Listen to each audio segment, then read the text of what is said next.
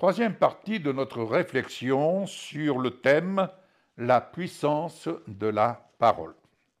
Et ce sera ma conclusion dans cette troisième partie. Jérémie 23, verset 29, soit dit en passant, vous pouvez aller rechercher sur ce thème bien d'autres paroles qui vont venir étayer le sujet de ma réflexion que je vous partage et surtout étayer votre foi, étayer votre perspective concernant l'œuvre de la parole. Ma parole n'est-elle pas comme un feu, déclare l'Éternel, comme un marteau qui pulvérise la roche. La parole n'est-elle pas comme un feu?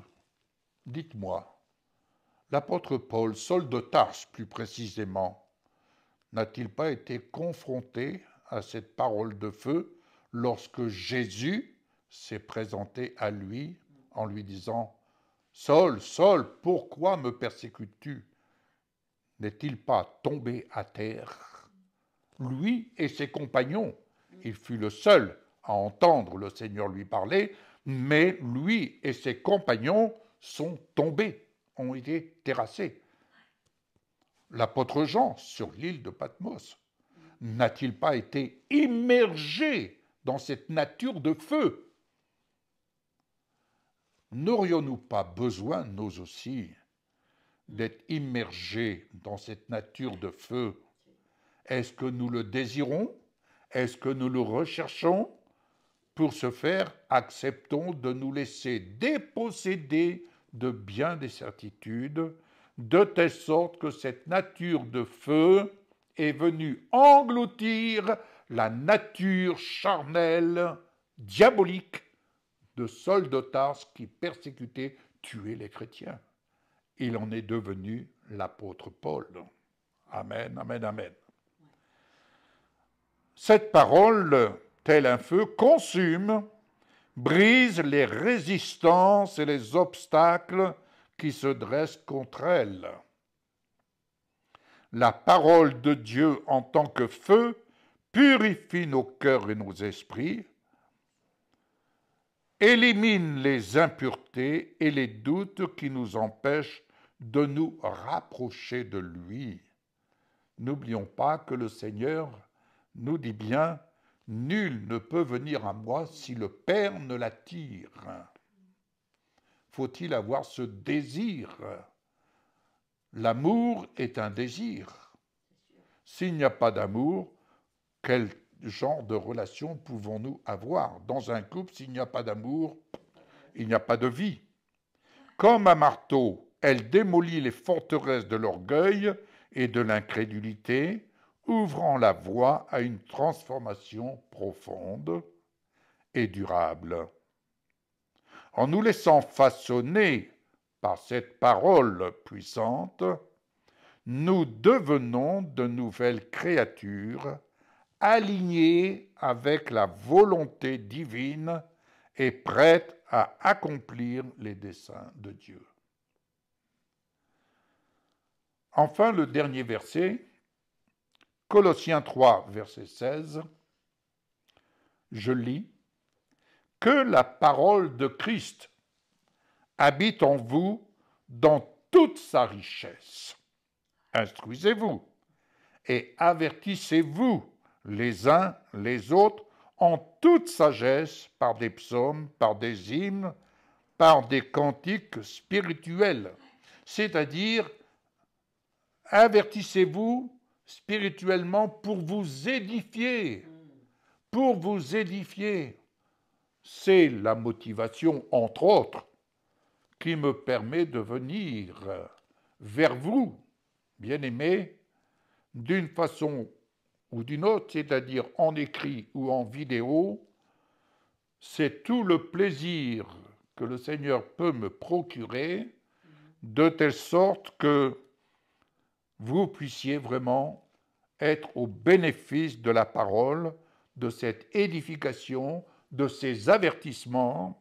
D'ailleurs, j'ouvre une petite parenthèse, je pense à cette sœur qui m'a envoyé un petit mot en me disant « Frère Yves, ça fait 18 mois que je vous suis et je viens de réaliser que c'est le Seigneur qui me parlait. » Oui, en partageant la parole, je ne peux que vous exhorter à entendre le Seigneur vous parler. Je ne suis que son serviteur et je ne fais que servir sa parole. Ce qui importe, c'est que vous entendiez la voix du Seigneur au travers de sa parole. Je ne suis qu'un être humain comme vous, mais j'ai simplement saisi la grâce en répondant à l'appel de mon Dieu, de mon Seigneur Jésus, pour servir sa parole. Entendez la parole dans un murmure doux et léger. Ce n'est pas dans le tumulte que je vous fais entendre la parole, mais c'est dans la sagesse que Dieu inspire, dans le calme et la confiance. La parole de Dieu est également la source de nos prières. Oui, nos prières doivent s'inspirer de la parole. En méditant les Écritures, nous trouvons les mots et l'inspiration nécessaires pour communiquer avec notre Créateur. La prière étant un dialogue. Et ce dialogue, c'est un dialogue avec la parole. Jésus est la parole, Jésus est Dieu, et Dieu notre Créateur. Donc, c'est un dialogue avec la parole. Les psaumes, par exemple, nous offrent un riche répertoire de prières et de louanges que nous pouvons utiliser pour exprimer nos joies, nos peines, nos espérances, mais aussi nos demandes. En nous appuyant sur la parole divine, nos prières deviennent plus profondes et plus significatives car elles sont enracinées dans la vérité et la sagesse de Dieu. De plus, Jésus lui-même nous a enseigné à prier à travers les évangiles. Dans Matthieu 6, versets 9 à 13, il nous donne le Notre Père, une prière modèle qui encapsule, c'est un mot que j'ai trouvé, un mot qui me plaît, qui encapsule les éléments essentiels de la prière. Comme on dit, c'est un pactage. Alléluia. La louange, la demande de pardon, la recherche et la volonté divine et la supplication pour nos besoins quotidiens. En suivant cet exemple et en intégrant les enseignements bibliques dans nos prières, nous nous alignons davantage avec la volonté de Dieu et ouvrons nos cœurs à une action transformatrice. En conclusion,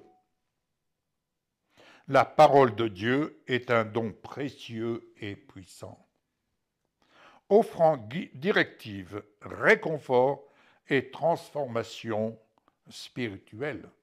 Car l'œuvre de la parole, c'est de nous transformer. Et je me souviens, le jour où Jésus est entré dans ma vie, c'est clair, il y a eu une transformation, un changement de nature. Mais ensuite, le travail de la foi a été de construire, de continuer à construire, à s'édifier. En méditant la parole et en l'appliquant dans notre quotidien, nous permettons à cette force divine d'œuvrer en nous, nous conduisant vers une vie de foi, de paix et de droiture. Donc, je vous exhorte, bien-aimés, à développer l'alliance de votre partenariat qui témoigne de votre engagement à servir notre Seigneur Jésus-Christ. Que Dieu vous bénisse. À une prochaine émission. Au revoir.